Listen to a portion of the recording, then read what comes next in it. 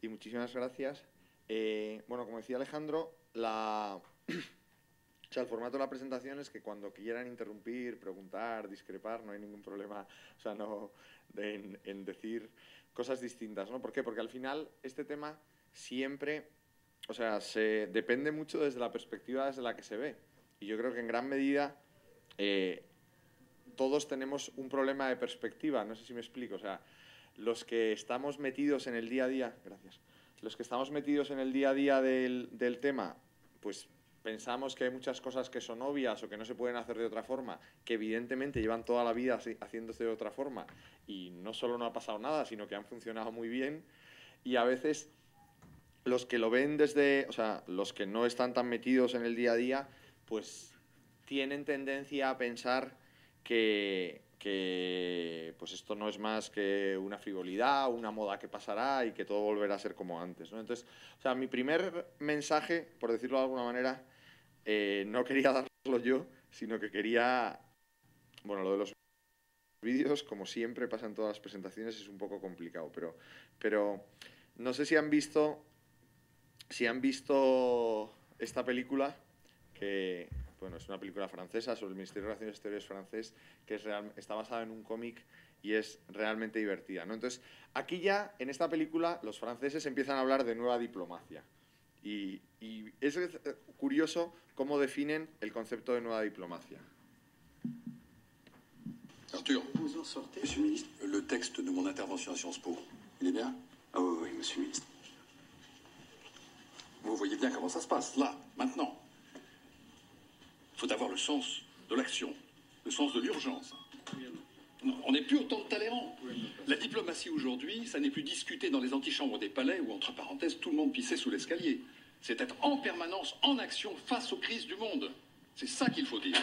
Monsieur le ministre des Affaires étrangères danois vous attend. Non, putain, c'est pas vrai. Le danois. Faut que je traite le danois. Mais quelle connerie, ce métier. En plus, à chaque fois, il déboule en vélo. Il n'y a rien à lui dire, moi. Oui, non, mais enfin, quand même, Alexandre, je pense qu'il faut que tu y ailles. Tu sais, il est important, le Danois, hein, il compte à Bruxelles. Hier, j'ai eu le Slovène. Bon, Claude, mon vieux, fais au mieux. Kerven, hier, Forat Sedal. Quel blanc de con. Bueno, el primer... O sea, la nueva diplomacia, en el fondo, el primer mensaje es...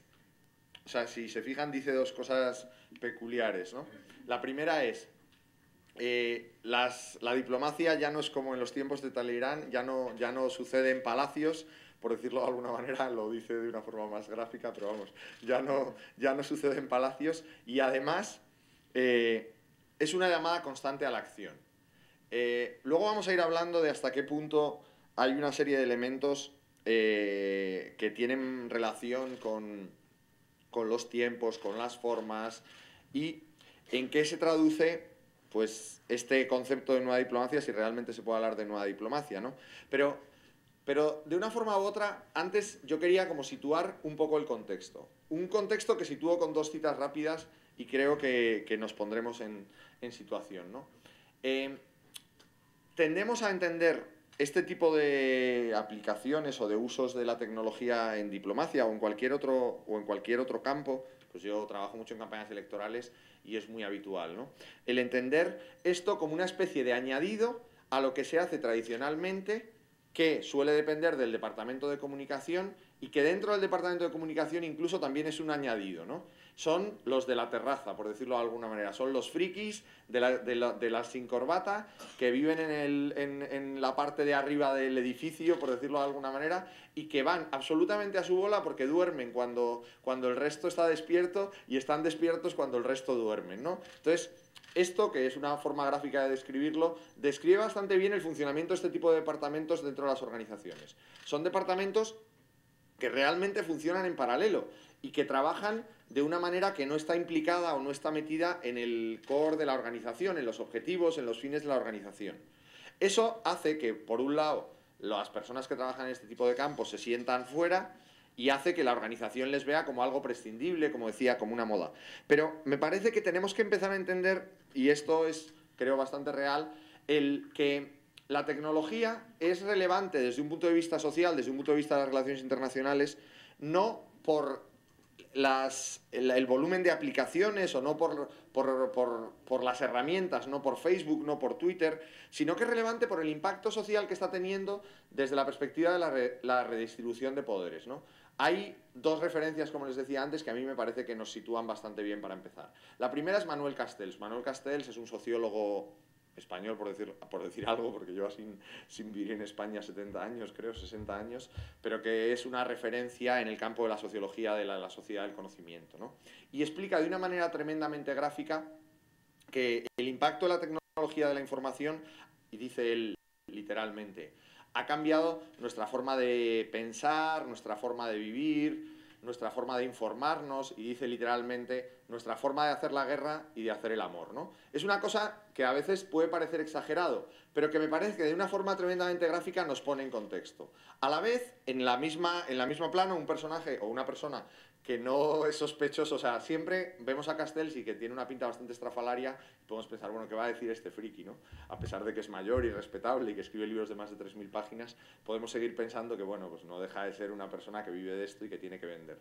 Pero la referencia contraria es Benedicto XVI, ¿no? Yo trabajé con Benedicto XVI un tiempo y pues el rollo de Twitter y estas cosas, y os aseguro que es una persona que no piensa en herramientas, o sea, que no ha entrado en su vida en Twitter, bueno, entró una vez para darle al botón y mandar el primer tweet, pero nunca más ha entrado en Twitter, y no es una persona que piense pues en Facebook, en Twitter, como digo, en este tipo de herramientas tecnológicas, pero sin embargo, en un mensaje con motivo de la Jornada de las Comunicaciones Sociales del año 2010, tiene una frase que a mí me parece que es tremendamente gráfica y que viene a decir lo mismo que Castells. Dice, el impacto tecnológico, el impacto de las tecnologías de la comunicación es el motor de los cambios, o sea, de los grandes cambios culturales y sociales de nuestro tiempo. Y yo creo que ahí es donde quiero poner el contexto de lo que estamos hablando ahora. O sea, no vamos a hablar de maquinitas, no vamos a hablar de Facebook y de Twitter porque me parece que eso es absurdo, o sea, es ridículo y probablemente Facebook y Twitter desaparezcan dentro de 10 años y el impacto de la tecnología siga siendo relevante. O sea, de lo que vamos a hablar es cómo la sociedad, de una forma u otra, está cambiando las reglas de comunicarse. Y como está cambiando las formas de comunicarse, está cambiando las formas de organizarse. Y como está cambiando las formas de organizarse, la interacción de los gobiernos en sus relaciones internacionales se rigen por otras reglas en las que los públicos son distintos, los tiempos son distintos, y de eso es de lo que voy a intentar hablar. De por qué las relaciones internacionales están surgiendo una nueva reinvención, por llamarlo de alguna manera, que tiene más que ver con las nuevas formas en las que la sociedad funciona, por llamarlo de alguna manera, que con el uso o no uso de aplicaciones o de la tecnología de la información. Es cierto, y es de lo que vamos a hablar, que cuando los tiempos cambian, es bueno utilizar herramientas que estén acorde con los tiempos, ¿no? Y que hay muchas veces en las que estamos tan obsesionados con que los tiempos están cambiando que no tenemos tiempo para escuchar al de la sierra eléctrica y seguimos usando el hacha, ¿no? Hay veces que yo me siento así, o sea, que tengo sensación de que estamos, por decirlo de alguna manera, tratando de implementar en distintas organizaciones, pues en el caso de la Cancillería en España es de delito casi, ¿no? Pero estamos tratando de implementar nuevas herramientas que realmente ayudarían a hacer el trabajo más fácil, el trabajo que se ha hecho siempre, los objetivos que se han cumplido siempre. Y sin embargo, hay tal ocupación o tal rechazo a este tipo de herramientas, pues que se sigue trabajando con el hacha, ¿no? Bien, esto es un poco el contexto. El contexto tiene mucho que ver, como decía, con la comunicación y la política o las instituciones políticas.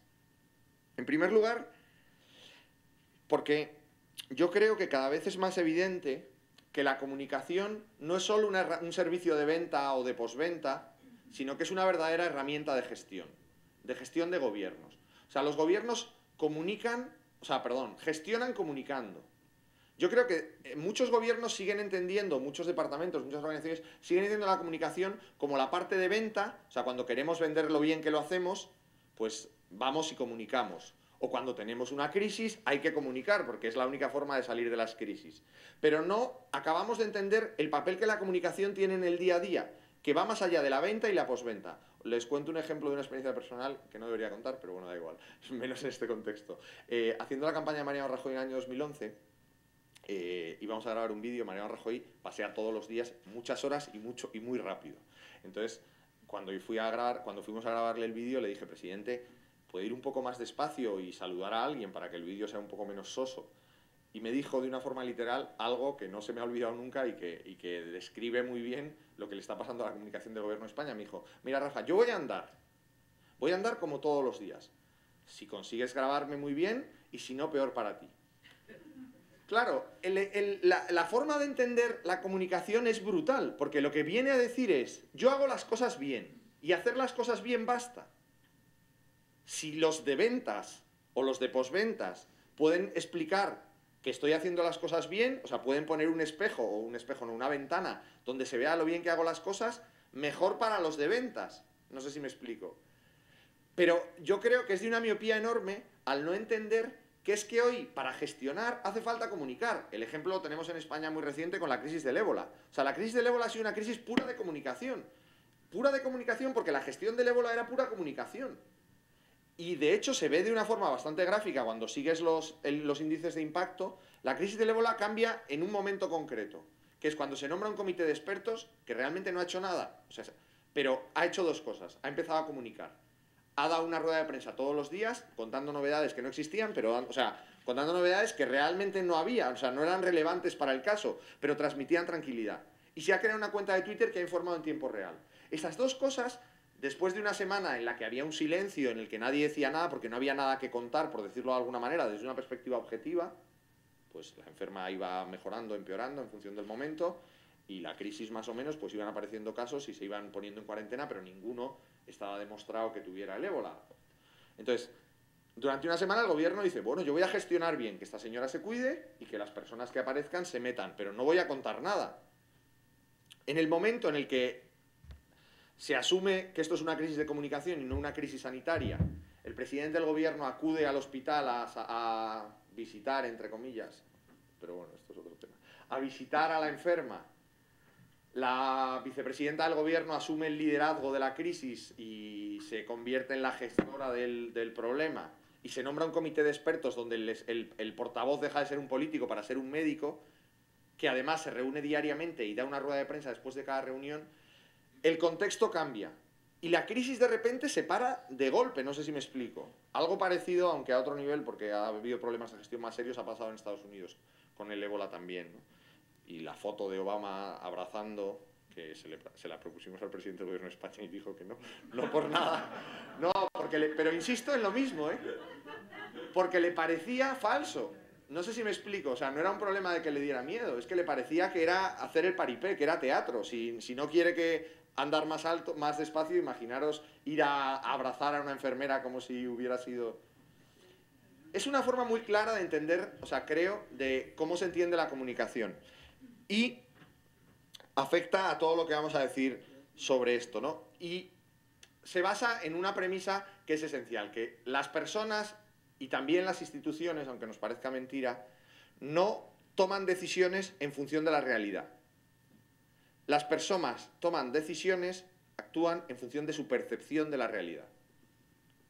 Y esto es tremendamente duro, pero es verdad. O sea, la gente no hace las cosas en función de si, pues es en el caso de si se está gestionando bien la crisis sanitaria o no. Si la gente tiene pánico es porque percibe la realidad como crítica. No porque la realidad realmente sea crítica, no sé si me explico. Entonces, nos encontramos con un problema desde el punto de vista de la comunicación, que es que la percepción es más real que la realidad, aunque nos parezca mentira.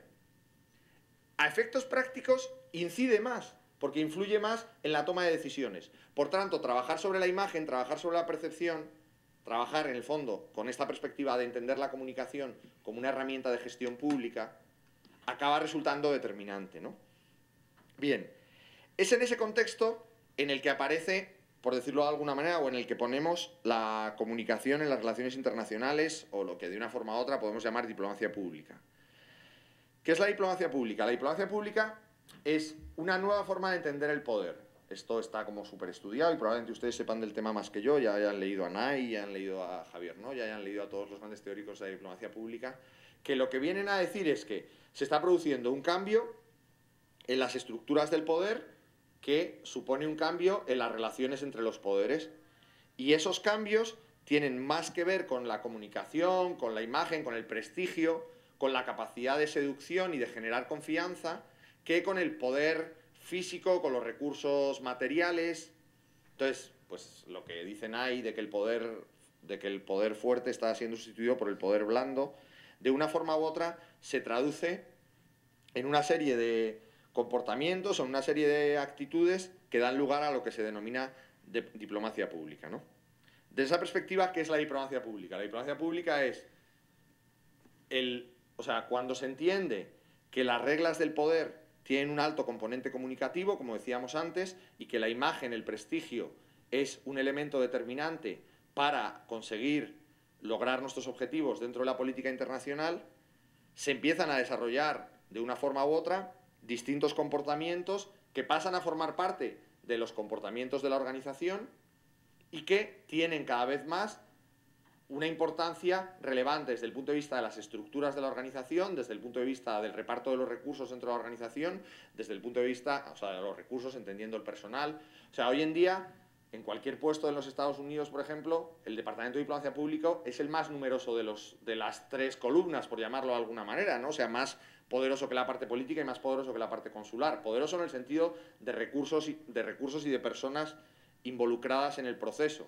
Eso da un poco una idea de hasta qué punto es estratégico o es relevante o es más importante para lograr los fines, en este caso de la política exterior norteamericana, ese campo. En España, sin embargo, como vamos mucho más sobrados, tenemos 21 puestos de diplomacia pública sin cubrir en embajadas irrelevantes como la de Estados Unidos, donde llevamos 2 años sin nombrar al director de comunicación de la embajada, pero son cosas que nos podemos... Bueno, ¿qué quiero decir con esto? Volvemos a lo mismo, ¿no?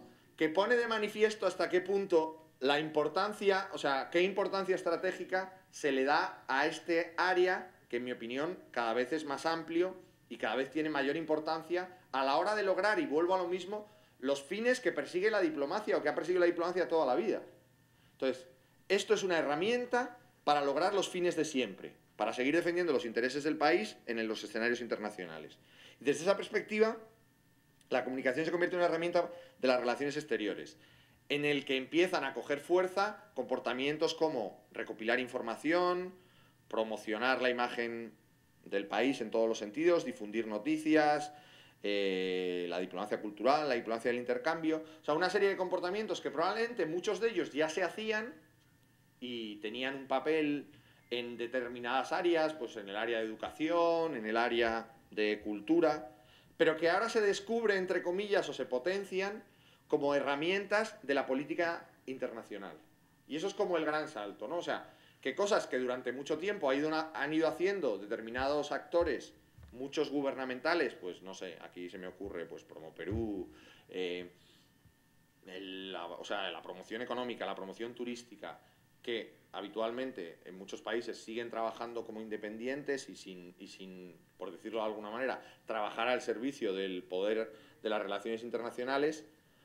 De una forma u otra, cuando se entiende el concepto de diplomacia pública, se integran y se convierten en la parte de un todo, porque se descubre el potencial o el poder que esas herramientas tienen para, insisto, defender los intereses internacionales. Desde esa perspectiva, y de una forma más esquemática y quizá más clara, ¿qué es la diplomacia pública? La diplomacia pública es tener unos objetivos claros, y esto es muchas veces lo que falla, unos objetivos claros y comunes, y comprender, informar e influenciar. Esos serían, por decirlo de alguna manera, los 3 comportamientos básicos en una definición que dio la Oficina de Información de los Estados Unidos en el año 60. Que esto es previo a Internet y no tiene nada que ver con la moda. Es lo que quizá me estoy pasando un poco en insistir tanto en esto, pero me parece que es relevante, ¿no? Que no estamos hablando de una cosa de hace 3 años y que todo el mundo ha abrazado porque es muy divertida o muy cool, ¿no? Sino que estamos hablando de algo que empieza a tener un recorrido serio en las estructuras, en las organizaciones y en la forma de hacer de las organizaciones. Desde esa perspectiva, hay como 2 grandes elementos que tienen que ver con las estructuras de diplomacia pública o en la forma de insertar la diplomacia pública en los ministerios de Relaciones Exteriores, ¿no? En primer lugar, los cambios en las estructuras, por decirlo de alguna manera, de las que vamos a hablar después, y en segundo lugar, yo creo que estas son las 2 grandes columnas, el cambio en los actores. Como decía antes en el vídeo que hemos visto, las relaciones internacionales dejan de ser entendidas como relaciones entre estados o, si queréis ir un paso más allá, como relaciones entre diplomáticos o diplomáticos y políticos incluso, por hacer una tercera combinación, para entrar dentro de un mundo de siglas de los que...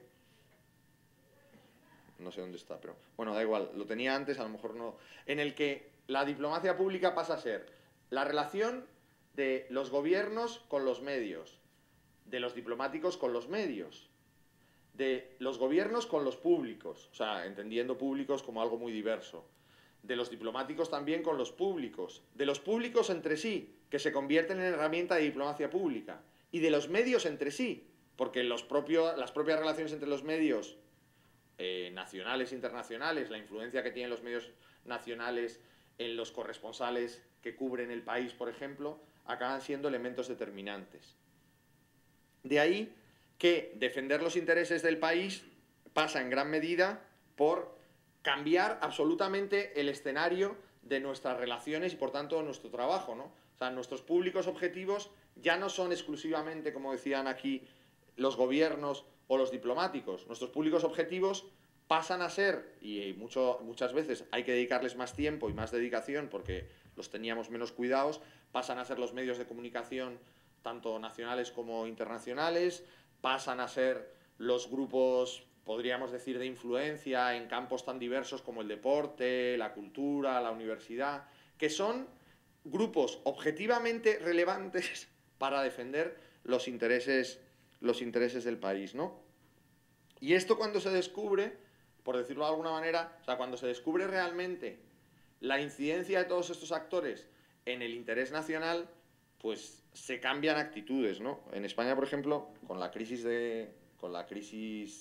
pues de la prima de riesgo que tuvimos arrastrada desde el año 2011, pero que se mantuvo muy elevada en el año 2012, no se había trabajado nunca con corresponsales extranjeros. Perdón, este gobierno no había trabajado nunca con corresponsales extranjeros.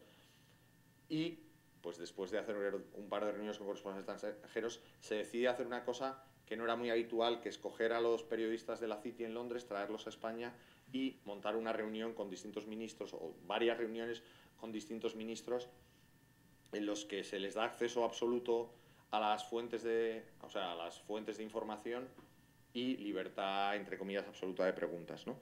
Cuando estos señores vuelven a sus países y después de cosas que para la imagen de España y para la economía española habían sido muy dramáticas, como las fotos del New York Times, donde sale personas escarbando en la basura como imagen del país, o editoriales o portadas del Financial Times, de Economist, en las que España se convertía en un referente caído, que estaba cayendo, se dan cuenta de que con un gesto tan rápido como gastar 3 días en 6 periodistas que son referencia en el mundo de los medios anglosajones financieros, el tratamiento, el acceso empieza a cambiar, y de una forma u otra, esto ya ustedes pueden decir si es coincidencia o real, se empieza a notar en la propia situación de la prima de riesgo, ¿no? O sea, esto está estudiado, o por lo menos hay trabajos que lo defienden. Hay una relación directa con el cambio de estrategia de la comunicación internacional de España con la subida y la bajada de la prima de riesgo.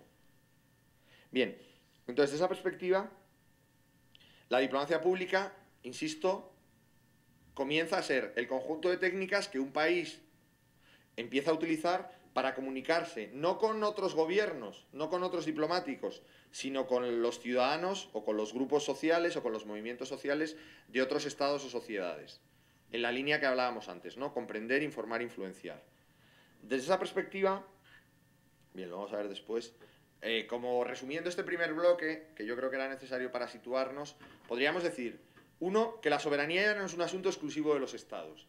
Y esto, pues me imagino que todos que pensamos con Westfalia en la cabeza nos cuesta asumirlo. Pero es una realidad, y es una realidad objetiva. Hoy en día son muchos los actores que inciden de manera directa en decisiones que antes le correspondían solo a los gobiernos. Y hoy en día los gobiernos no pueden hacer muchas cosas porque se encuentran con el rechazo de la opinión pública propia o ajena, o con una campaña de un medio de comunicación que consigue, pues, darle la vuelta a una cosa que en principio o tradicionalmente era un espacio reservado para los propios o exclusivamente para los gobiernos, ¿no?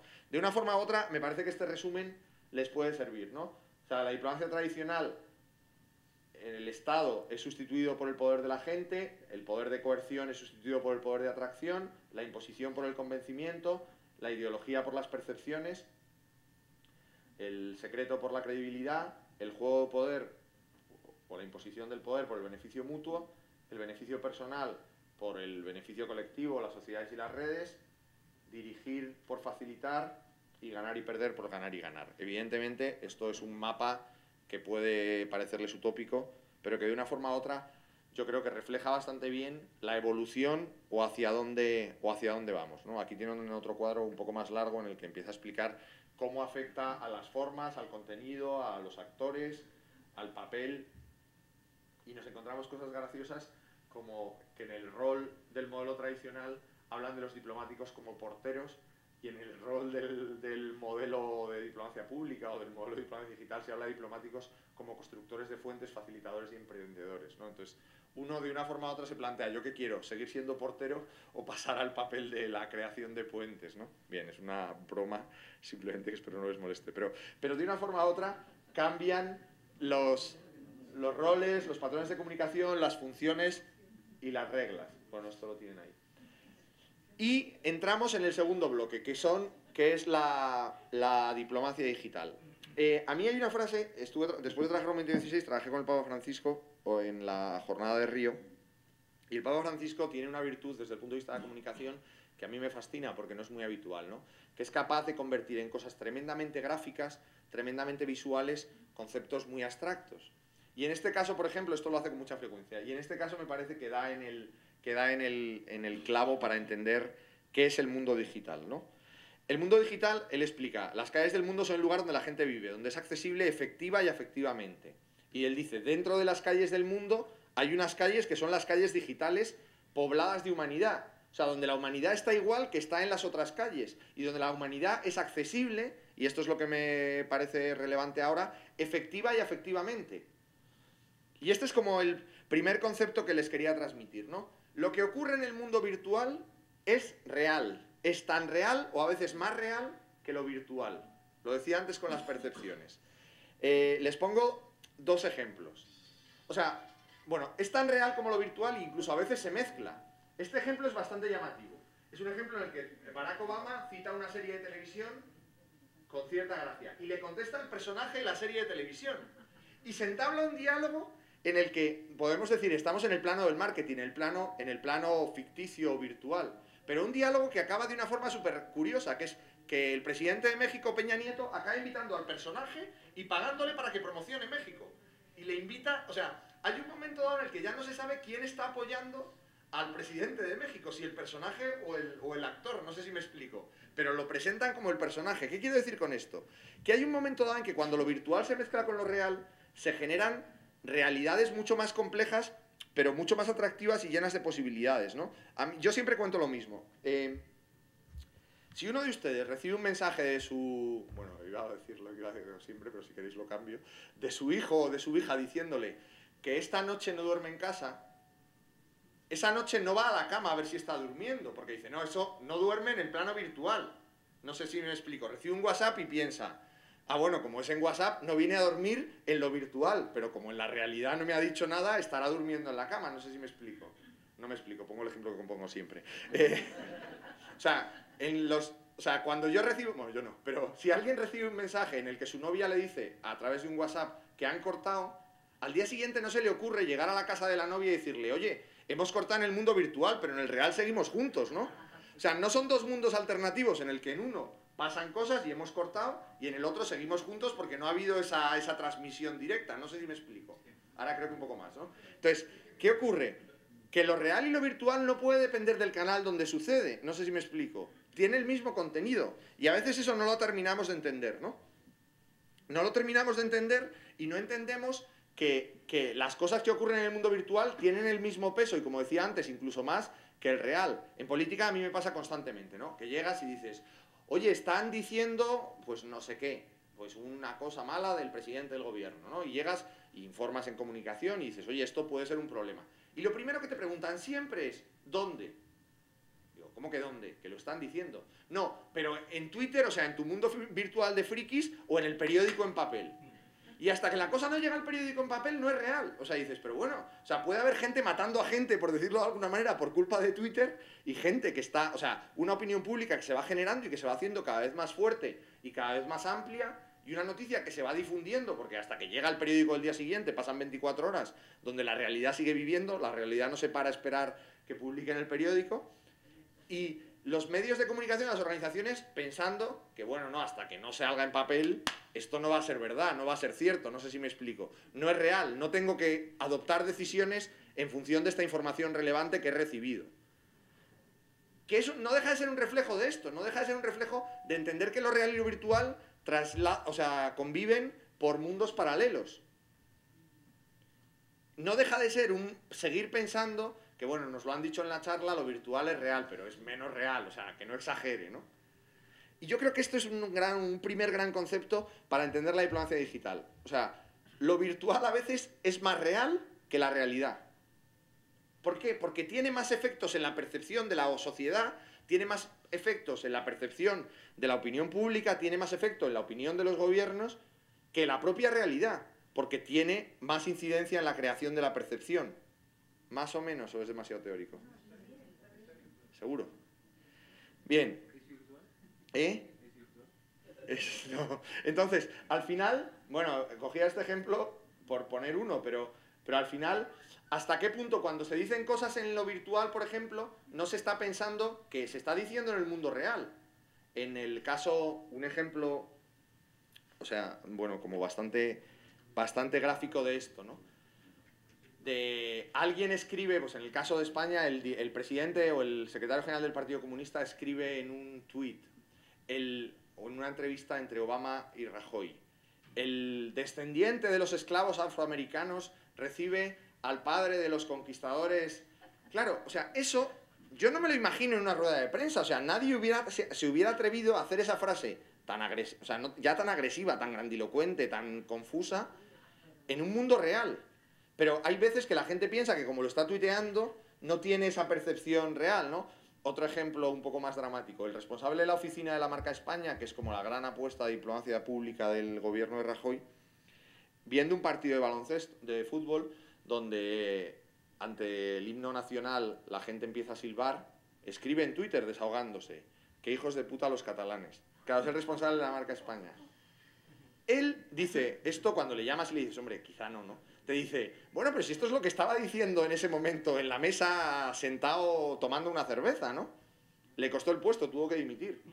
O sea, no pudo... ¿Por qué? Porque esa declaración era tan real o tenía tal efecto que como si hubiera salido en una rueda de prensa, pero la gente no se lo imagina y hubiera dicho, señoras y señores, los catalanes son todos unos hijos de puta. ¿Alguna pregunta? Pues eso no se le pasa por la cabeza. Mientras que lo otro, como no deja de ser un mundo falso, virtual, que no tiene incidencia en el mundo real, pues lo hace con una tranquilidad, pero no solo lo hace con tranquilidad, que a mí eso me parece normal. O sea, que todos hemos dicho barbaridades alguna vez en nuestra vida, sino que cuando se lo dices lo defiende. Eso ya sí que me empieza a parecer preocupante, porque creo que es no entender esta dimensión bien. Entonces, en primer lugar, les decía, que lo real, o sea, lo virtual es real y tiene más impacto muchas veces que la propia realidad. En segundo lugar, se construye una nueva esfera pública en el que podríamos decir que, que nuestras relaciones o nuestra información no tiene fronteras. O sea, nuestra información ya no se emite o ya no se centra en el público al que la estamos comunicando, sino que tiene efecto, por definición, o al menos potencialmente, en cualquier lugar. Les contaba el caso del de Marca España. Cuando le pregunté, me dijo, mira, pero si es que a mí me siguen 12 en Twitter. O sea, yo estaba hablando para 12 personas que son mi primo, mi sobrino. Entonces, yo estoy hablando a 12. Pero claro, lo que no entiendes es que ahora mismo la comunicación no tiene fronteras. Y esos 12 pueden ser 120, 120.000 en el momento en que uno decide entrar y escuchar a ver qué dice este señor, o alguien decide retuitearlo porque encima le ha hecho gracia, ¿no? Entonces, ¿qué ocurre? Que la información, como consecuencia de esto, no tiene fronteras y ya no es hija, porque además de no tener fronteras no tiene contexto, del lugar donde se dijo. ¿Se entiende esto? No, un ejemplo que no es de relaciones internacionales, porque lo tendría que pensar, pero un ejemplo que a mí me hizo mucha gracia. En España hay un enfrentamiento dentro del Partido Socialista por el nuevo liderazgo, ¿no? Y hay una señora que es una referencia de comunicación, que es la presidenta de Andalucía, que se convierte en una especie de líder y empieza a apoyar o no a líderes socialistas para esta pelea. Entonces, llega a San Sebastián y dice literalmente, un día concreto, Pachi López, que era uno de los posibles candidatos, será lo que quiera ser. Cosa que todo el mundo entiende en clave de que es su apoyo implícito a la candidatura a la Secretaría General. 2 días, entonces eso sale en el diario de San Sebastián. No tiene ninguna repercusión. En principio su público era la gente que estaba en el meeting y los periodistas locales. 2 días después va a Toledo y con otro candidato, que se llama Emiliano García Paje, dice, Emiliano será lo que quiera ser.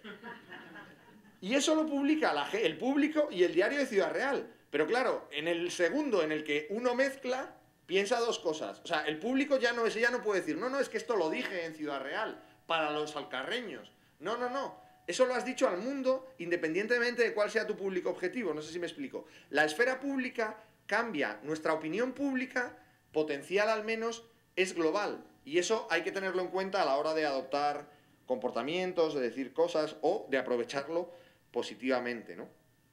De ahí que nos encontramos en un nuevo entorno estratégico en el que, como decía antes el ministro francés, la diplomacia pasa a ocurrir en tiempo real y con una audiencia global, ¿no? Luego lo profundizamos más.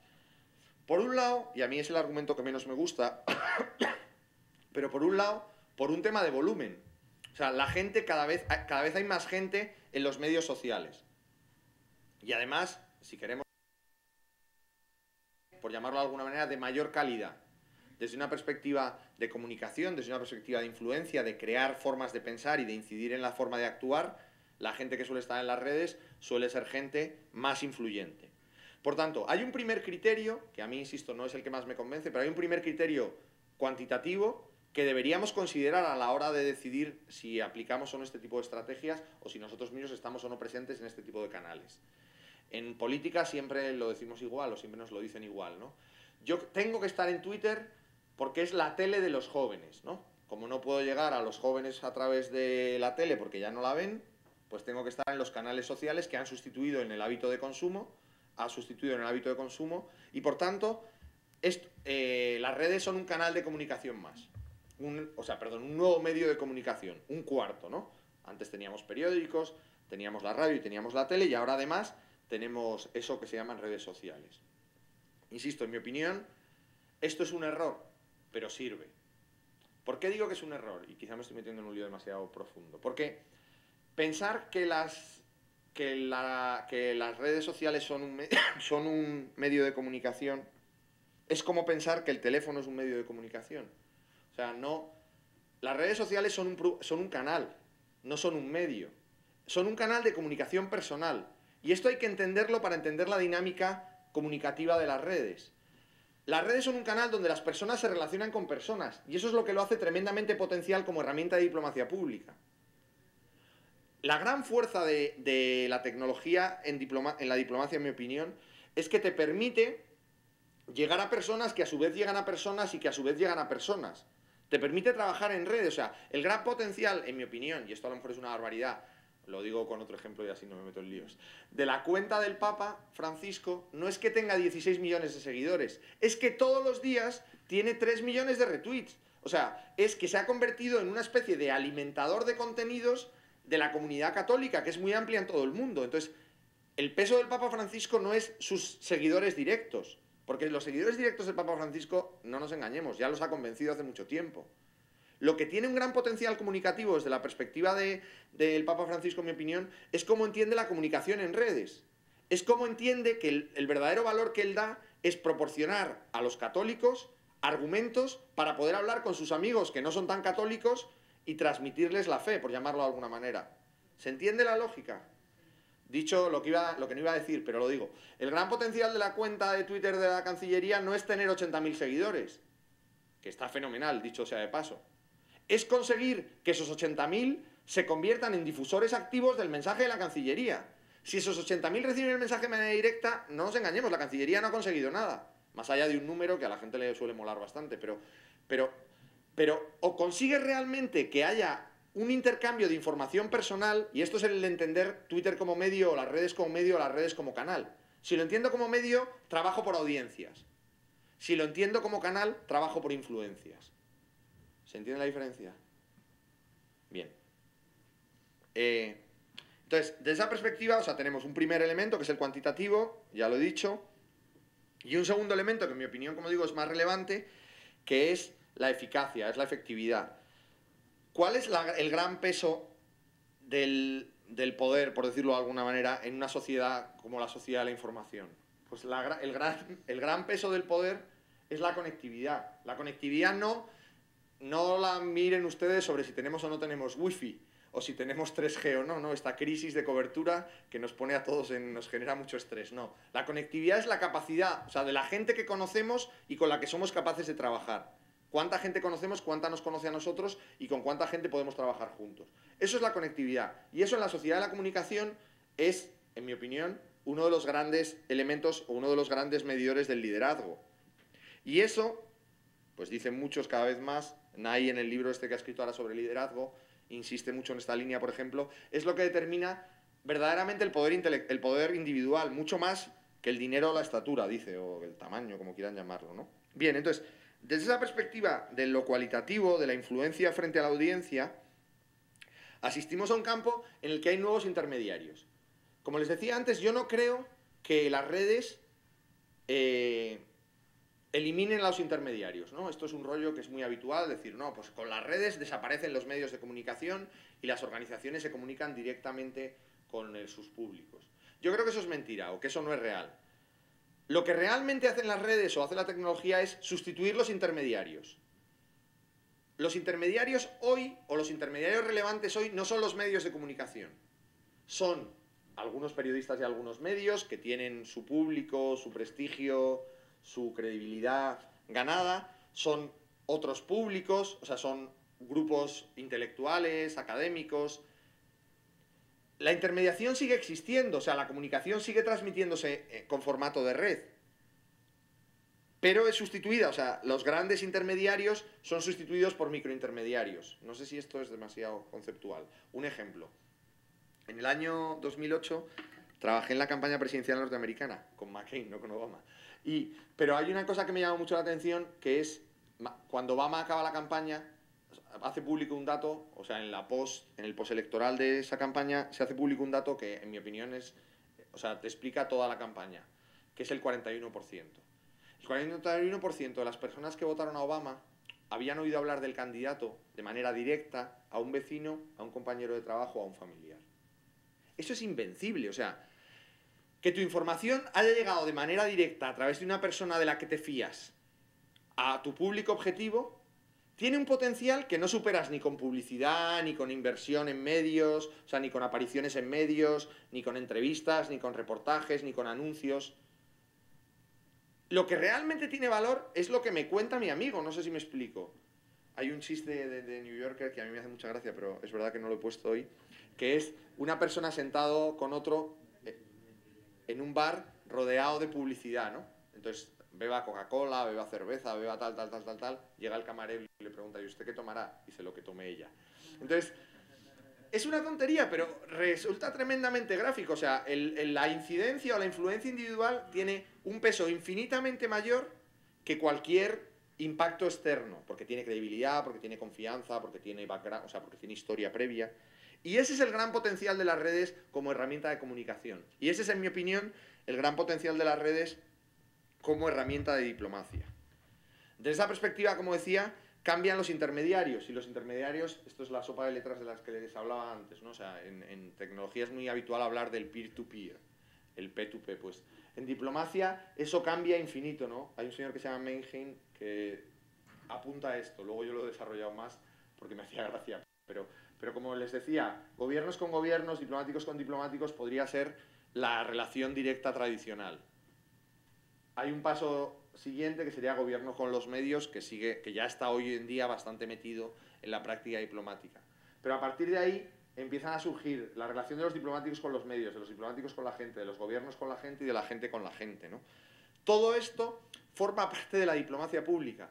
Y todo esto forma parte en gran medida de lo que las instituciones, las organizaciones, el Ministerio de Relaciones Exteriores, ustedes como embajadores, tienen que tratar de potenciar o de organizar o de iba a decir una palabra que no se puede decir, pero de meter en una estrategia, no sé si me explico. Su gran objetivo no es que sus cuentas personales sean un gran éxito y tengan miles de seguidores o la cuenta de la embajada en la que están trabajando, sino es ser capaz de diseñar una estrategia de comunicación donde las personas hablen con personas y donde todo este tipo de relaciones tengan, o sea, o estén, por llamarlo de alguna manera, alimentadas por ustedes. O sea, su gran objetivo al final es este, es que la gente hable con la gente bien de ustedes o de su país.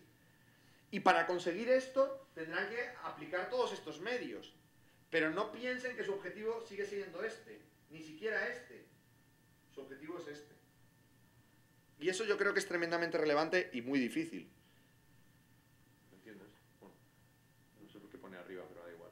O sea, que uno de los puntos claves es este, ¿no? Es desde esta lógica, la referencia es el de la influencia, no el de la audiencia. No me enrollo más, que me estoy enrollando mucho. Y en ese sentido, entramos en lo que algunos llaman el gran, en la que la televisión se convierten en regla, y esto pues quizá les suena frase hecha, pero a mí me parece que es cierto. O sea, el poder está en la información, pero el poder en la información durante, o sea, el mundo diplomático habitualmente se ha entendido como el acceso en exclusiva a la información. Entonces, un diplomático era más poderoso cuanta más información exclusiva tenía.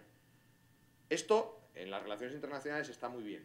A veces se aplica también dentro de las organizaciones y ya no empieza a estar tan bien, ¿no?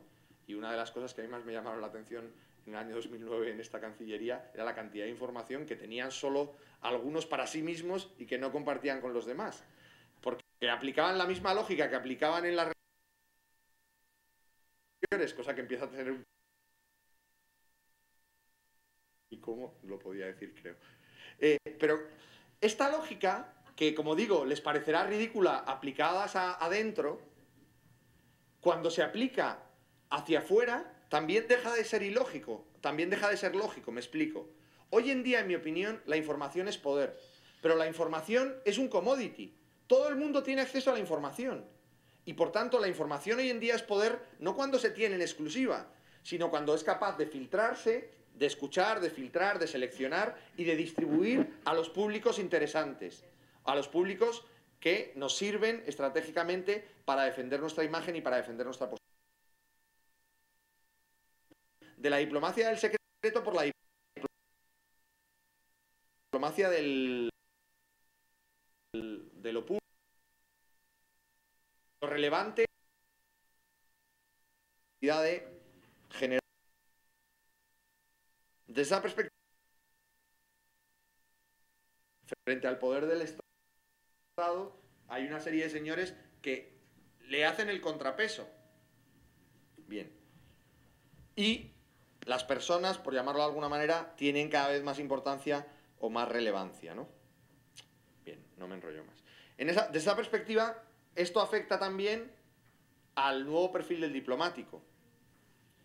Este señor, como saben, ya no es el ministro de Relaciones Exteriores del Reino Unido, pero este perfil me parecía tremendamente bueno en el momento que se lo creó, ¿no? En el que se define como ministro, como marido,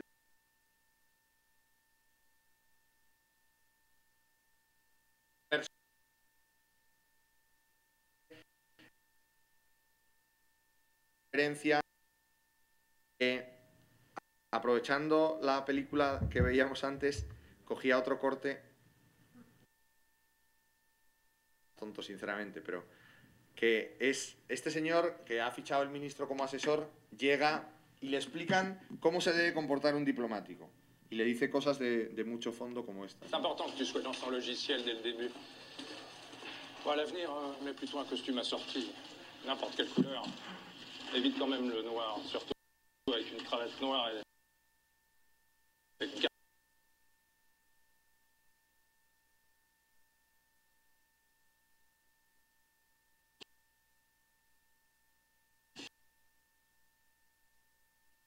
maintenant, il va falloir te trouver un bureau.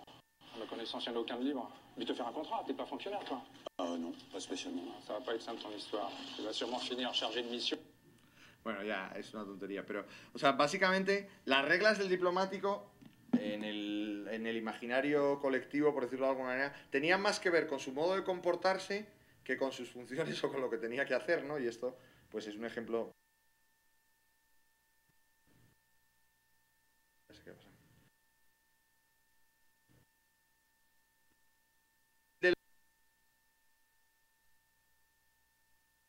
A la que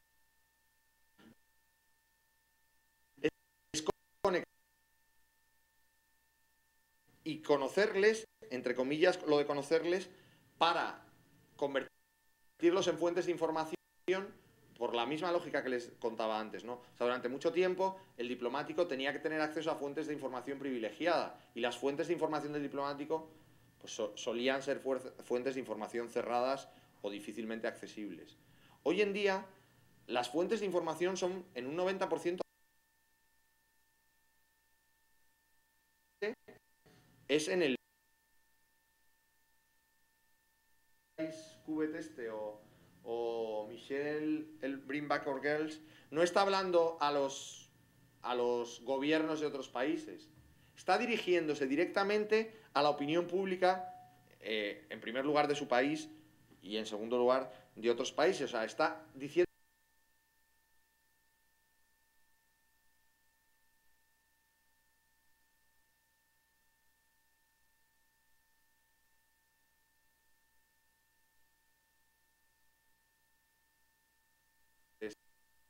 pues, una cantante de ópera que cuando cantaba no entendía que su público iba mucho más allá. Pues a esto, en diplomacia hoy está pasando esto, por lo que les decía antes de la ausencia de fronteras. El público del diplomático o del gobernante o del político cuando comunica en la esfera pública no es de este mundo, va mucho más allá. Y cambian las...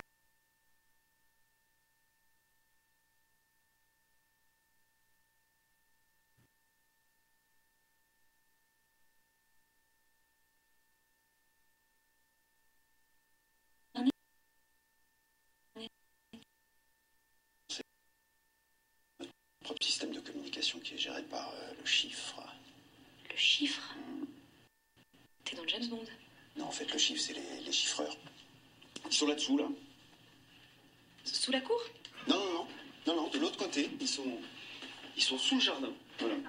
Sous le jet d'eau, en fait. Sous le jet d'eau. Ouais. Et puis c'est là qu'ils codent tous les messages avec des algorithmes soi-disant inviolables. Tiens, rien qu'aujourd'hui, voilà ce que j'ai reçu.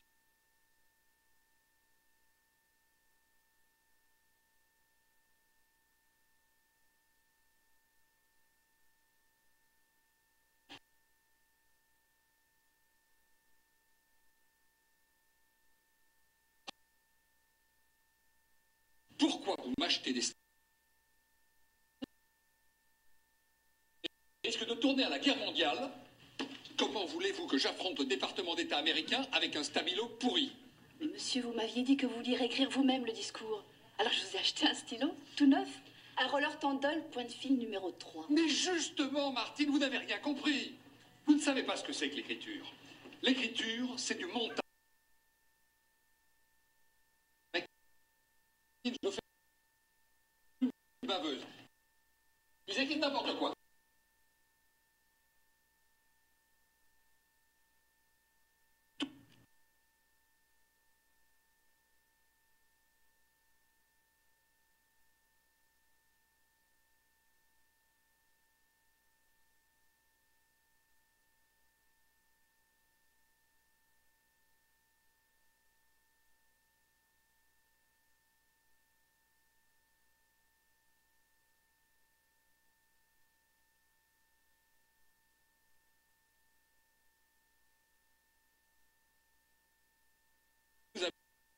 Ah non, c'est enregistré, c'est du traitement de texte. Oui, et ben vous savez pas vous en servir de votre bazar. Allez, allez. Bueno, me parece que o sea, describe de una forma bastante buena el comportamiento que algunos tienen o sea, sobre la tecnología sin entenderla. O sea, que acaban asumiendo que la tecnología es una pérdida de tiempo en lugar de ser una herramienta que les facilita el trabajo, ¿no? Y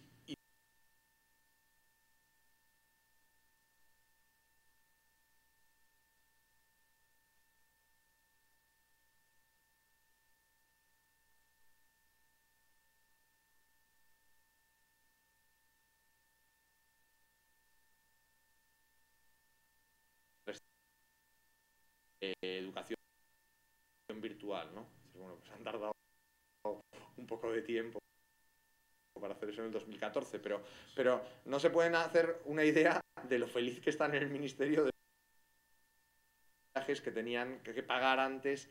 Y eso es uso de tecnología y eso también es ciberdiplomacia, por decirlo de alguna manera. O la comunicación interna que no sé si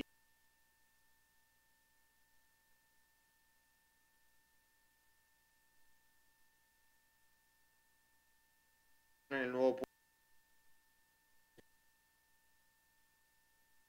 es una idea que cambia la cultura de lo que se ha hecho hasta ese momento, ¿no? Bien, formas de compartir información, el uso o el acceso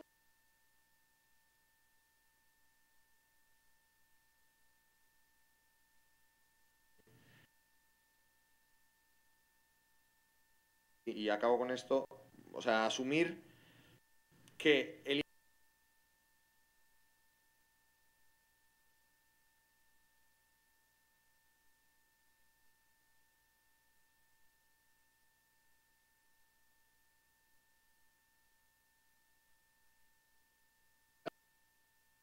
herramienta para mal, ¿no? O sea, puede ser una herramienta que mal utilizada pues tenga sus consecuencias. Es conocido,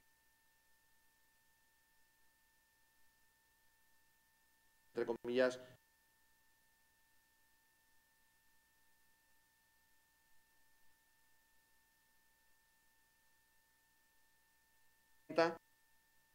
me tiene que conocerán, ¿no? El famoso tuit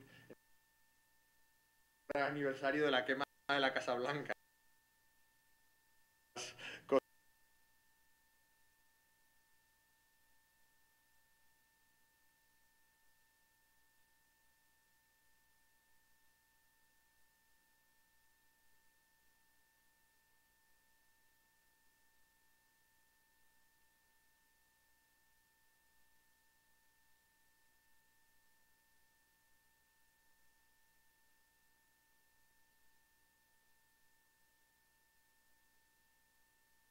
Hizo bastantes de estas. Al final era un personaje tremendamente conocido, pero que de una forma u otra entendió la potencia de la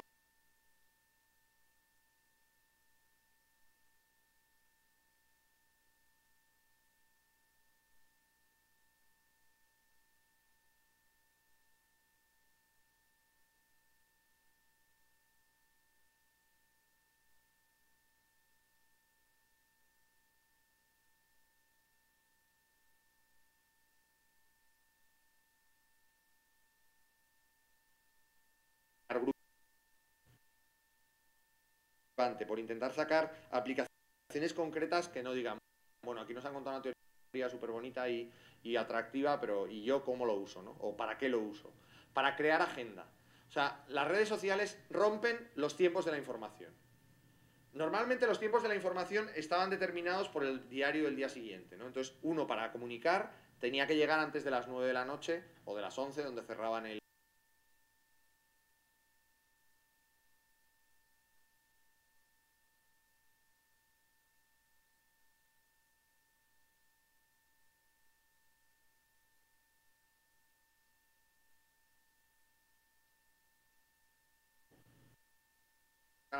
los medios. Y las redes sí necesidad de convocarlos concretos relacionados con la política, ¿no? Cuando, pues por ejemplo, un juez español que concede, pues autoriza una manifestación de familiares de presos de ETA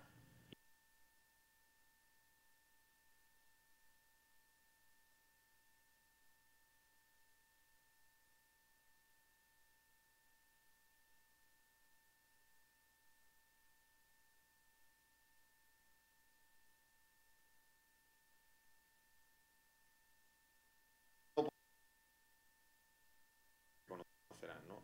La expresidenta del bus coge el coche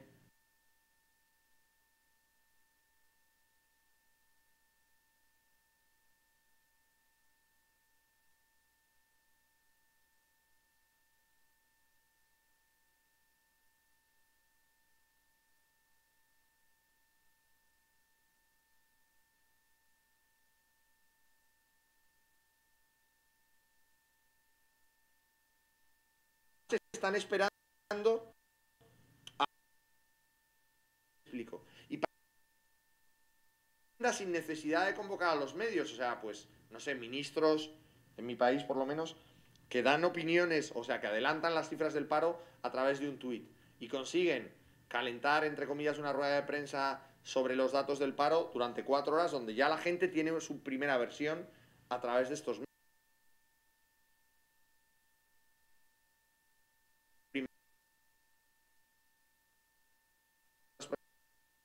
personas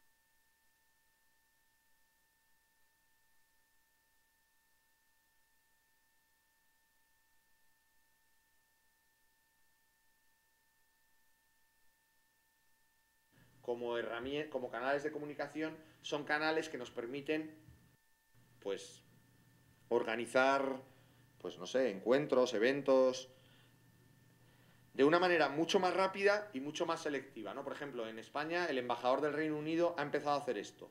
Selecciona, a través de Twitter según él, personajes relevantes de sectores concretos de la sociedad española y los invita a cenar a su casa simplemente a través de...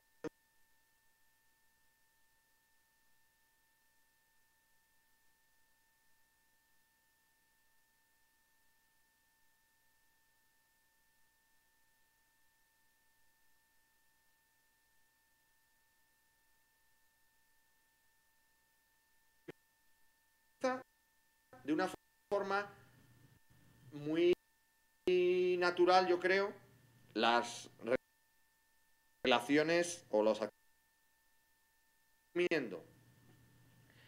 ¿De qué estamos hablando? ¿De qué hemos hablado? De aprovechar la tecnología para cumplir los objetivos propios. Entender que hay nuevos actores que son tremendamente relevantes y que pueden tener más peso en la defensa de nuestros intereses que en...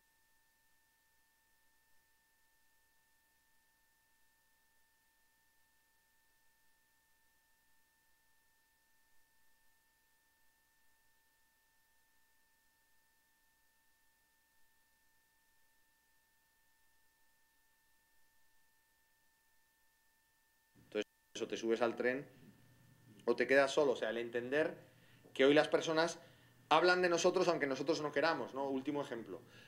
Antes, en la comunicación, cuando empezaba a saltar un escándalo, mucha gente, muchos directores de comunicación recomendaban callarse, tener un perfil bajo, porque cuando uno dejaba de hablar, el tema acababa desapareciendo de la agenda, ¿no? Entonces, el hecho de no hablar, entre comillas, deslegitimaba los ataques o no les daba esa dosis de credibilidad.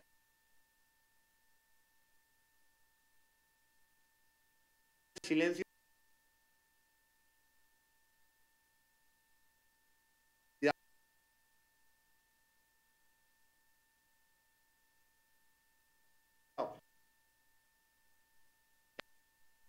Ser capaces de adaptar sus estructuras entendiendo que el mundo digital es algo transversal. O sea, sacar el equipo de digital de las oficinas de comunicación, lo que estoy diciendo sé que es un poco duro, y introducir la cultura digital en todas las áreas. Porque eso es lo que realmente da valor. O sea, lo que da valor es que los responsables de, no sé, de Turquía sean capaces de crear su red o su comunidad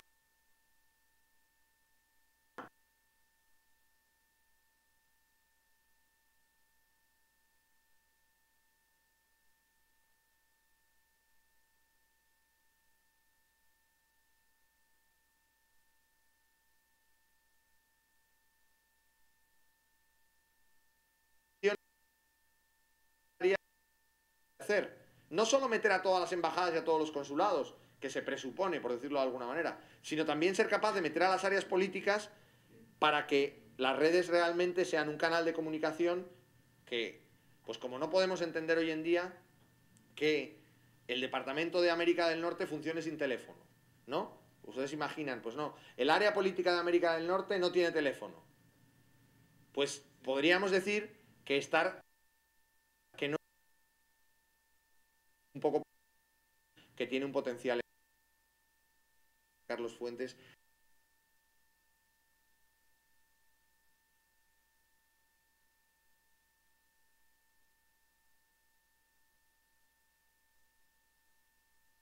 Pues esto pasa lo mismo, ¿no? O sea, entender nuestra forma de hacer nuestro trabajo. No sé si son capaces de imaginarse su trabajo sin teléfono. Pues les aseguro, y creo que no miento, que probablemente dentro de 10 años serán incapaces de imaginarse su trabajo sin las redes. Bueno, no sé si ha servido o no. Preguntas, dudas, cuestiones, lo que quieran.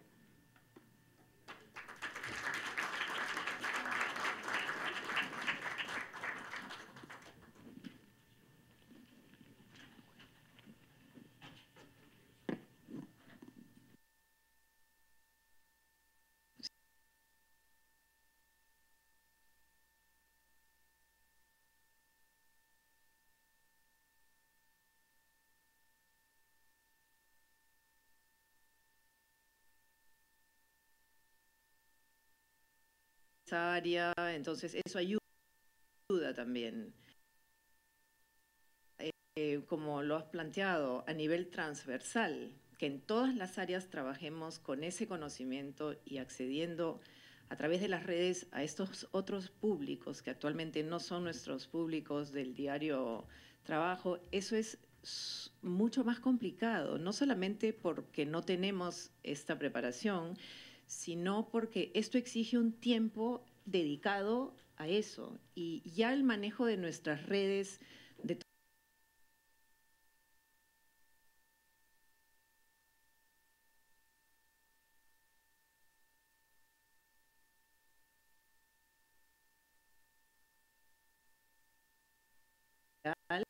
¿no? Que esto sea transversal y que sean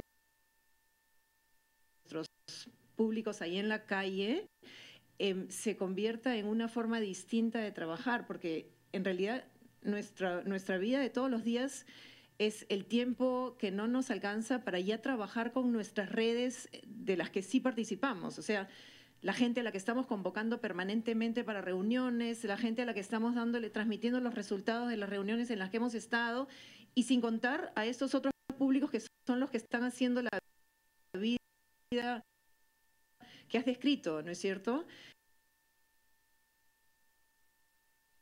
Investigación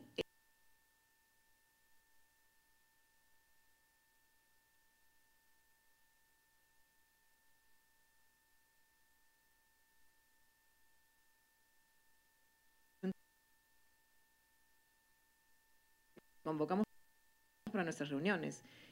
Están pasando muchas cosas en esos otros públicos que se están conectando hace mucho tiempo entre sí.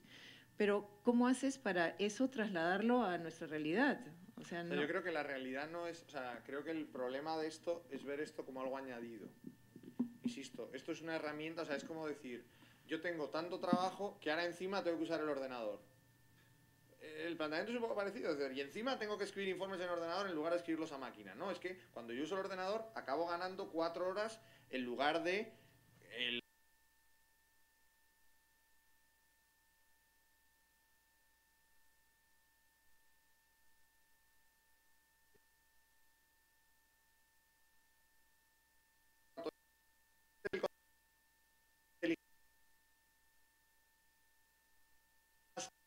que ahora encima tengo que cuidar, porque claro, así, o sea, que es lo habitual además, y nos ha pasado a todos, ¿no? Pues es una losa más, bastantes cosas hago, trabajo 12 horas al día, y encima ahora tengo que estar en redes, ¿no? Como lo entendemos como un trabajo extra, estamos muertos porque no nos estará dando valor. Y además es que no lo usaremos bien, no sé si me explico. No lo usaremos para que nos dé valor y por tanto no cumplirá sus objetivos. Entonces yo creo que el gran truco de esto es decir, a mí, ¿para qué me sirven las redes? Para hacer mejor mi trabajo. ¿Me puede ahorrar reuniones? A lo mejor sí.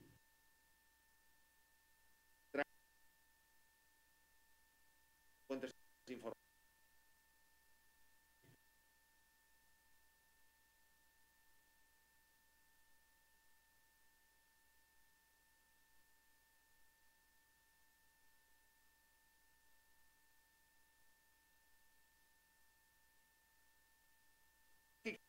Y pregunta a los expertos, entre comillas, a gente que ya tiene experiencia en estar usándolos, les acaba resultando útil. Y esta es la gran experiencia del Foreign Office. O sea, el Foreign Office, que ha metido a todos sus diplomáticos en Twitter, hay una parte de decir jerarquía y pa'lante, ¿no? De todo tenéis que estar con un blog. Pero cuando uno empieza a ver que el blog del embajador en cualquier país, porque hay cada vez más los embajadores que tienen blog en los países, no ya solo cuenta de Twitter, empieza a ser una herramienta. Descubres que es que les está ahorrando tiempo, no les está dando trabajo extra. Entonces, evidentemente, como cada uno de vosotros tenéis una función distinta, para cada uno de vosotros, en mi opinión,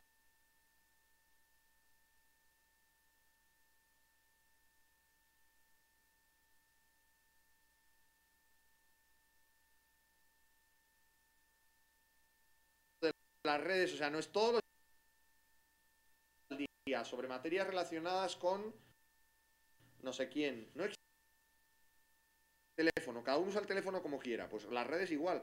Yo uso las redes para lo que me es útil. Entonces, esa es mi pregunta. O sea, la pregunta yo creo que yo me haría para empezar a usar este tipo de medios es ¿cómo puedo ahorrar tiempo gracias a las redes? Y si la respuesta es no puedo, pues no las uses. Pero mi experiencia es que de verdad, si las usas inteligentemente, ahorras mucho tiempo y ganas mucha eficacia. Entonces, cuando ahorras tiempo y ganas eficacia, acabas trabajando con unos públicos que en gran medida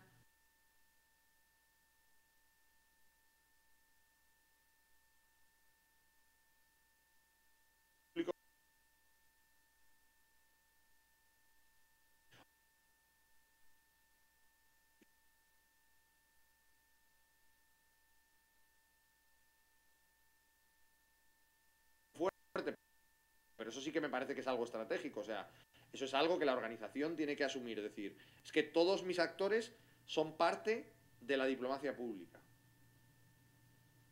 ¿Por qué? Pues porque tienen una relación directa con públicos directos o porque retroalimentan a aquellos que tienen esa relación directa con públicos directos. Punto 1. Punto 2. Uso personal de las redes o uso profesional de las redes como herramienta de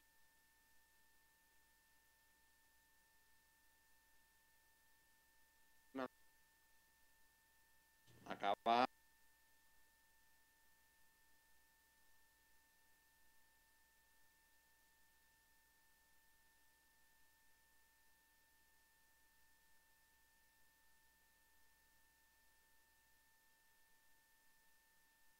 Es muy relevante, ¿no? Porque no solamente el tiempo que nos toma hacer cosas, sino el tiempo en que suceden las cosas, ¿no? Y creo que, digamos, cada año que pasa nos damos cuenta que las cosas son más rápidas en los procesos nuestros, etcétera, ¿no? Es muy buena la tira cómica que pusiste, yo la he leído y es realmente muy divertida, ¿no? En fin, se la recomiendo a los que quieran leer, pero el mensaje, o sea, tú has elegido pasajes que son muy ilustrativos, ¿no? Pero el tener un superficial, digamos, ¿no?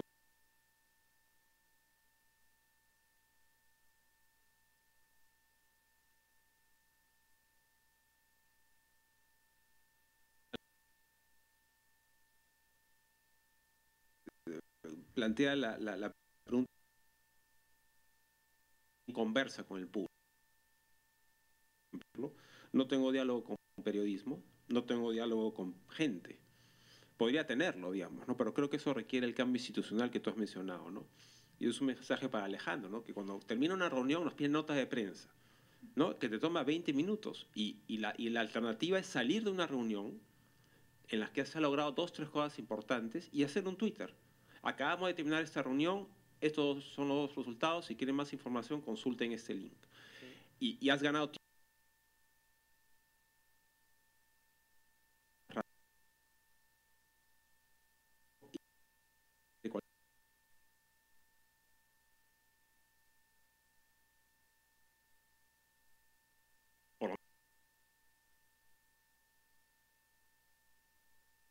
No solamente, sino que cada cosa que podía un temor gigantesco al error, ¿no? Y te lo hacen pagar caro.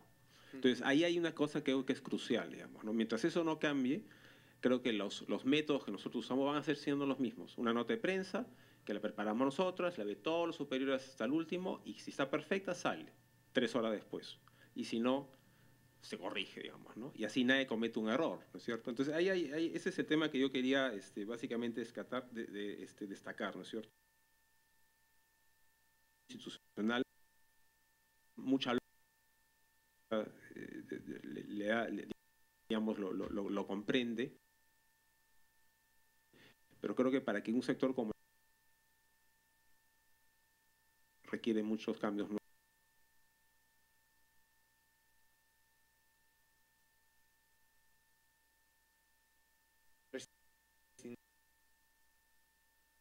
Entonces, cuando tú llegas tarde a algo, pues como el ejemplo que os contaba antes de Esperanza Aguirre, ¿no? Pues uno asume que es que a lo mejor no puede esperar la nota de prensa, o sea, que tiene necesariamente que tuitear al minuto después, porque si no durante esas 3 horas se ha acabado configurando la opinión pública. Entonces eso no es aplicable a todos los temas, pero hay muchos temas en los que el tiempo es muy relevante. Entonces empiezan a cambiar las lógicas de, pues esto ha pasado en más cancillerías, ¿no? O sea, pues no sé, las notas, ¿no? Si realmente la tiene que apoyar un superior jerárquico o las tiene que aprobar alguien que tiene conocimiento específico sobre la materia, por ejemplo, o conocimiento técnico. Pues eso ya es un cambio de lógica, entre comillas, donde el rango jerárquico no es lo determinante.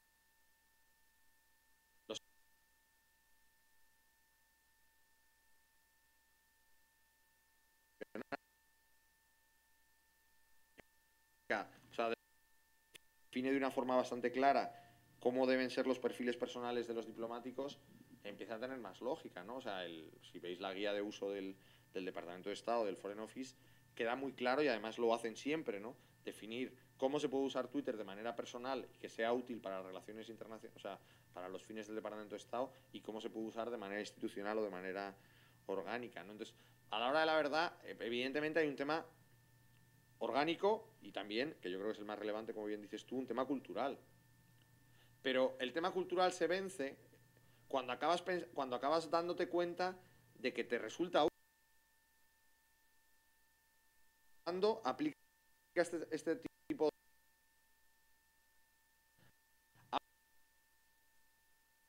El beneficio. Entonces, esto en el mundo empresarial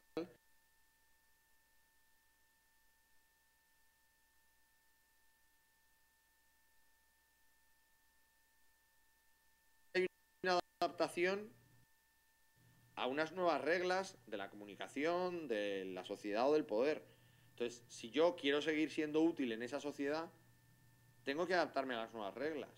Y si no me adapto, pues me quedo viejo y al final no soy capaz de incidir y por tanto defiendo peor mis intereses. Yo creo que eso es que ese es el kit en el que, o sea, mi gran frustración, por llamarlo de alguna manera, es que esto es algo de lo que todo el mundo se da cuenta o que acaba adaptando antes o después. Entonces, la pregunta de todos estos años, si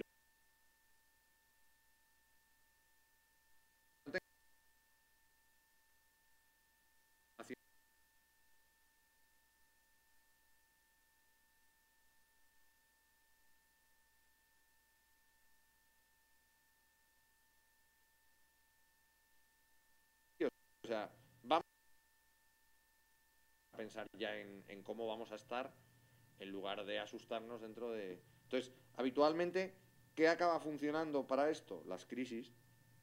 O sea, cuando hay una crisis y uno se da cuenta que la crisis es culpa de no tener este tipo de herramientas engrasadas, pues no sé, os cuento un ejemplo muy tonto, pero empecé a trabajar con el candidato del Partido Popular a las elecciones europeas en el mes de noviembre. Por una historia, en febrero pararon. En mayo tuvo una crisis especial porque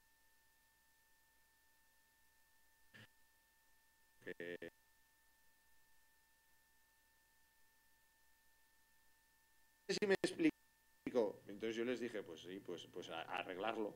Pero conmigo no contéis, o sea, yo no voy a hacer nada, o sea, no sé si me explico. Es en esos momentos cuando te das cuenta de la importancia y del peso que tiene. Y ese señor, es que le ha estado a esto de costarle que le nombren comisario europeo. La mala gestión que hizo de un error, pero que el error no le hubiera costado el puesto. Hubiera pedido perdón a los 10 segundos y todo se hubiera arreglado. El adoptar o funcionar en función de reglas antiguas, es decir, desaparezco y el tema 5 días sin hablar. Esto fue peor, ¿no?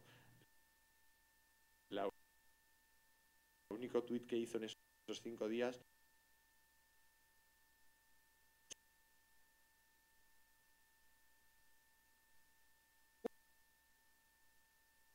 de que si hubieran trabajado el como había que haber hecho en su momento, pues hubieran tenido una capacidad de respuesta. Entonces, yo creo que las crisis son el gran motor de cambio. Y que es en las crisis donde muchas veces las organizaciones entienden su necesidad de adaptarse a estas nuevas realidades. Y de una forma u otra, me imagino, pues los cambios que ha habido, los que no ha habido, los que hablaba Alejandro aquí, pues en el fondo no nos engañemos, o sea, tienen origen en una crisis súper clara, ¿no? Que es Bagua, o sea, si es que está claro. Entonces, pues eso genera una serie de cambios que de una forma u otra se han visto sus resultados o no. Es que ese es el...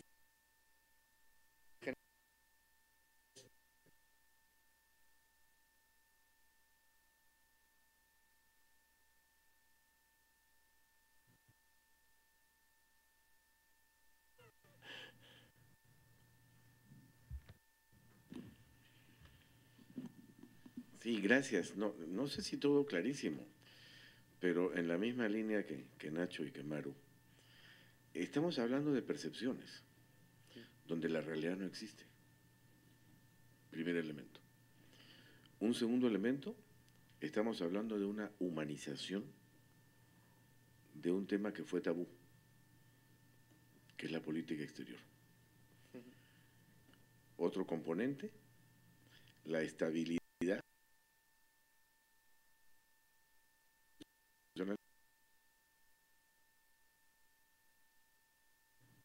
¿en qué medida de esa naturaleza? La priorización que pueda hacer un funcionario pueda transitar, pueda ser viable. Cuando esa priorización, creo yo, debería estar más bien en los niveles de decisión, de decir, ok, esto sí, esto no. Hablabas hace un rato, Rafa, de los parámetros del Departamento de Estado y del Foreign Office. Bueno, creo que por ahí va la cosa.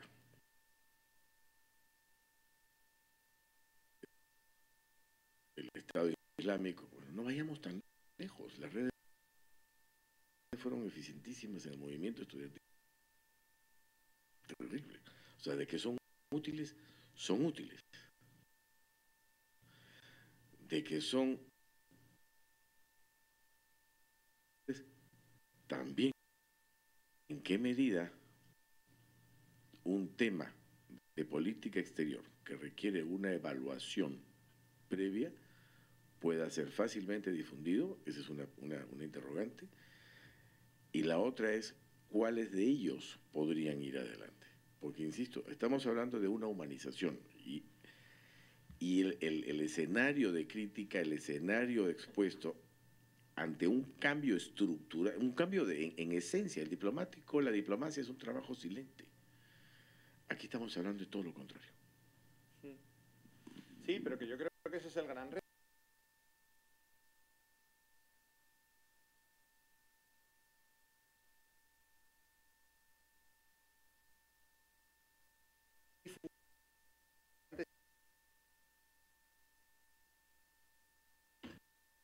O sea, fotografías de una forma clara que esto hacía mejor, humanizaba mejor un problema tremendamente complejo desde una perspectiva política o incluso histórica. Entonces, el asumir que esto no va de decir vamos a escribir el libro de La Haya en el que durante 2000 páginas podemos acabar de explicar de una vez qué ha pasado durante todo, y el empezar a decir cómo podemos humanizar esto que es un problema, explicarlo de una manera atractiva, luchando por el bien más escaso que hoy existe en la opinión pública, que es la atención.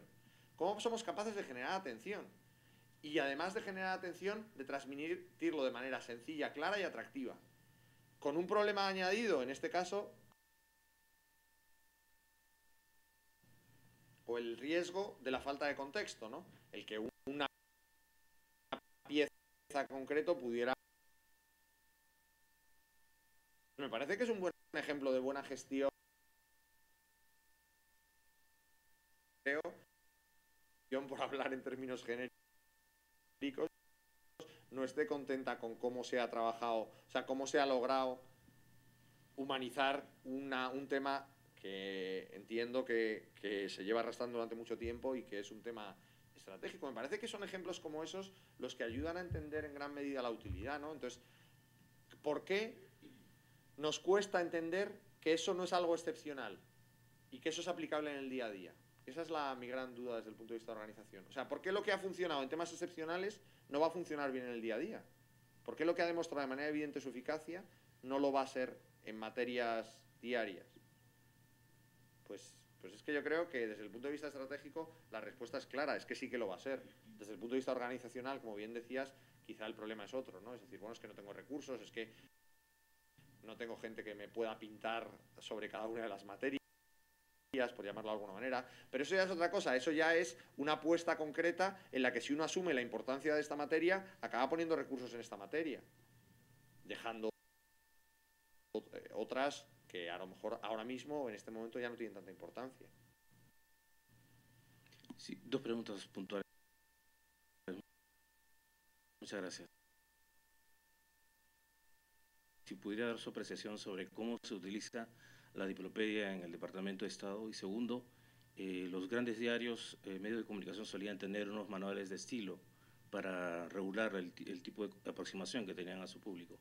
En este caso, en las redes sociales sería necesario también desarrollar manuales de estilo. Gracias. Sí, o sea, manuales de estilo existen y en general, o sea, yo digo, esto lo puedo decir, acabo de preguntar y aquí hay un manual de estilo de las redes sociales, o sea, que otra cosa es si es accesible, si no es accesible o no, que eso ya es otra parte, pero, o sea, los manuales de estilo, en mi opinión, son esenciales para las organizaciones, no por el control, sino porque es la mejor forma de armonizar, que todo el mundo comunique de una manera similar, respetando las mismas reglas. O sea, que muchas veces se ve el manual de estilo como un límite y yo creo que al revés, es una especie de impulso muchas veces, ¿no? Que te facilita mucho el trabajo y te permite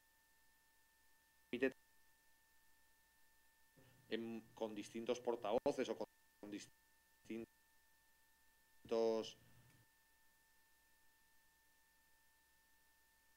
Claramente hay que tener una guía de uso y esa guía de uso acaba siendo también la gran garantía ante los fallos. No sé si me explico. O sea, que hay veces que gracias a la guía de uso sé lo que puedo hacer, lo que no puedo no hacer, o sé que cuando he hecho determinada cosa la he hecho absolutamente convencido de que la hacía.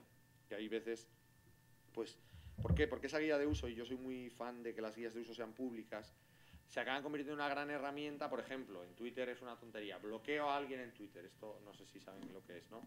Pues ¿por qué un ministerio va a bloquear a alguien en Twitter?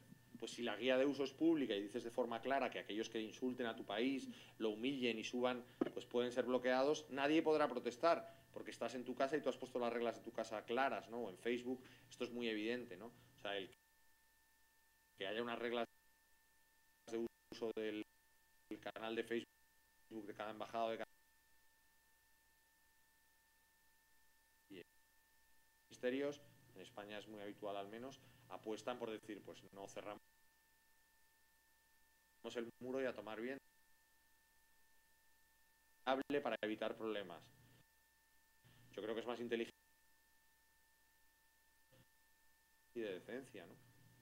Y entonces, punto uno, o sea, guías claramente sí, y además, insisto, no solo como límite, sino como motor o como inspirador. Y la primera pregunta, perdón, ¿cuál era? O sea, la diplopedia es una herramienta que de verdad que surge de manera casi espontánea. O sea, es una forma que tiene un componente muy logístico, donde los diplomáticos que se mudan dejan escrito, pues los mejores colegios para los niños, lo que hace todo el mundo cuando hace el relevo, que es preocuparse de sus problemas personales, que tiene toda la lógica, ¿no? Entonces, una vez más, o sea, el hecho de ir acumulando información ahorra mucho tiempo. O sea, a mí tener que dedicarme todo esto para hacer el relevo, hacer un informe, escribirlo, pues el hecho de tener una cosa en la que solo tengo que añadir las 3 cosas que he descubierto, me ahorra mucho tiempo, pero además el hecho de evitarme, o sea, de poder hacer el relevo a distancia gracias a eso y ir al país con una información previa muy lógica, valor, no sé si me explico.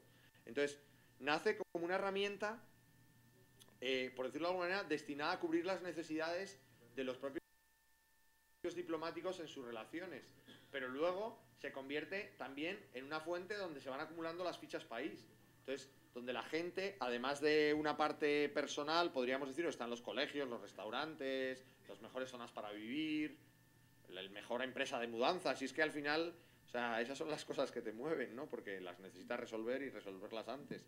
Pues además tiene una parte en la que empiezas a compartir la agenda de contactos. Una agenda de contactos pública donde de una forma u otra también va incluido dentro del relevo de quiénes son las personas más relevantes, quiénes son los medios de comunicación más influyentes.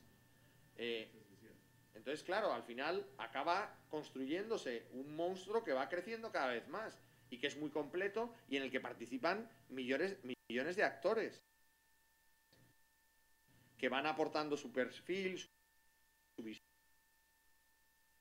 Entonces, acabas teniendo algo muy concreto y muy completo. Y es, o sea, y es un monstruo y la...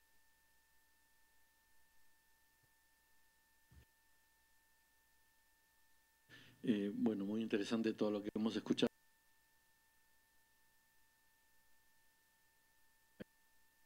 Esa cuestión de las sensaciones, ¿no? Y cómo eso se podía manejar con una buena utilización de las redes. Aquí a veces nosotros tenemos también, y se habla mucho de sensación de inseguridad, ¿no? Entonces, en un momento dado nosotros no sabemos si realmente, por ejemplo, Lima es una ciudad insegura o solamente tenemos la sensación de inseguridad, ¿no? O yo necesito que realmente me asalten en la calle y o que pase algo al lado de mi casa para decir, no, la verdad que esto es muy inseguro y qué sé yo. No, a mí nunca me ha pasado nada, yo puedo decir, bueno, la verdad yo estoy muy seguro acá, qué sé yo. Pero de repente, sí, realmente es insegura, ¿no? O de repente sí hay esa sensación. Yo un poco voy a eso. ¿Cómo podemos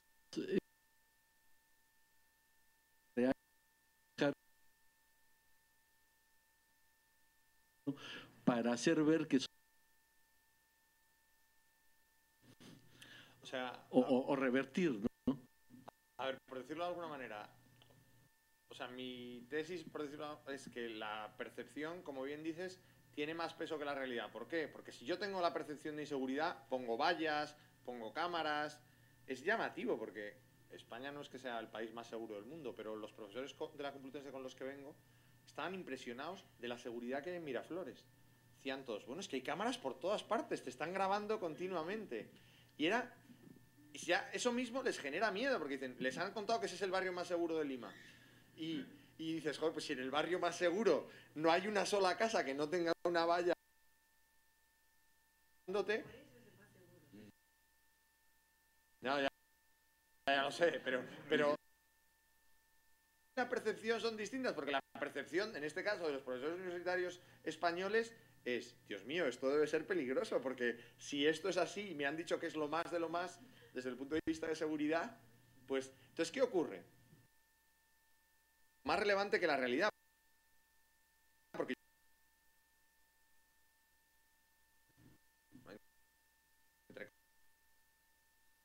decisión que hay que... El decidir... Y eso es un cambio estratégico, porque se cambia de manera... O sea, se trabaja de manera distinta sobre percepciones que sobre realidades. Entonces, entender eso no es tan fácil, en mi opinión, o que la gente entienda eso no es tan fácil. Que es distinto trabajar sobre percepciones que trabajar sobre realidades. Evidentemente las percepciones no pueden ser opuestas a la realidad. O sea, tienen que tener un vínculo con la realidad para que resulten creíbles, para que arraigan en la sociedad, para que arraigan en la gente. Por eso la realidad tiene que desarrollarse, podríamos decir, de manera paralela a la percepción. Si yo quiero generar un tipo de percepción distinta, la realidad, eso es evidente. Pero además de trabajar sobre la realidad, percepción, no cambiar la realidad. Entonces, tema con unas imágenes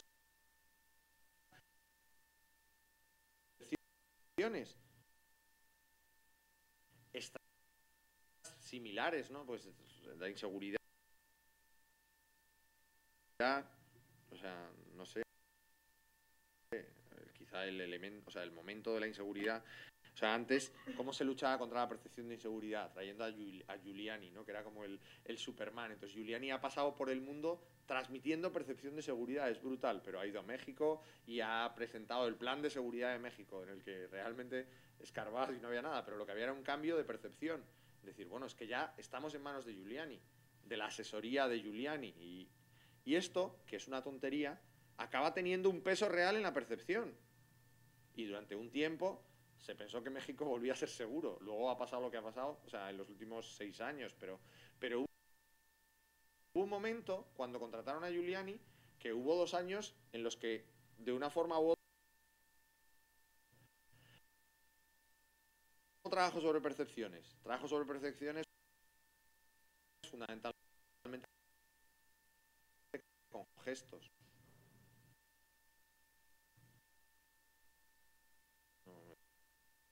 O sea, yo no sé palabras que no se les olvidarán nunca, ¿no?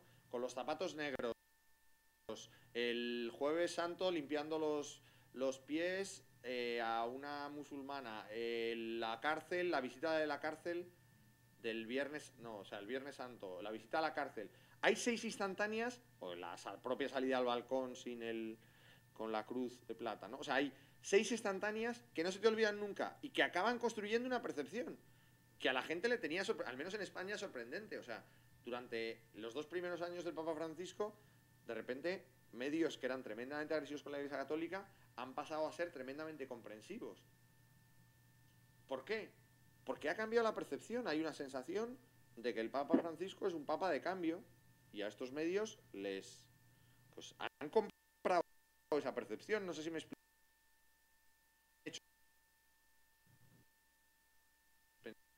Pensados en gestos estratégicos.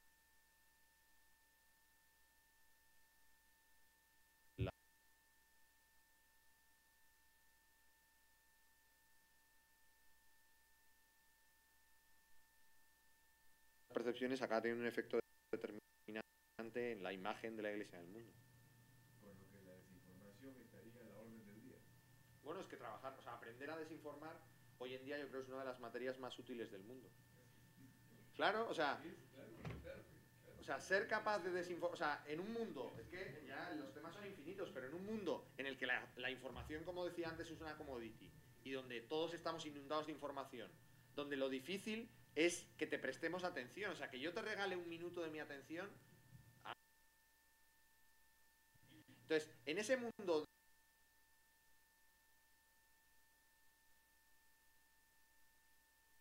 lograr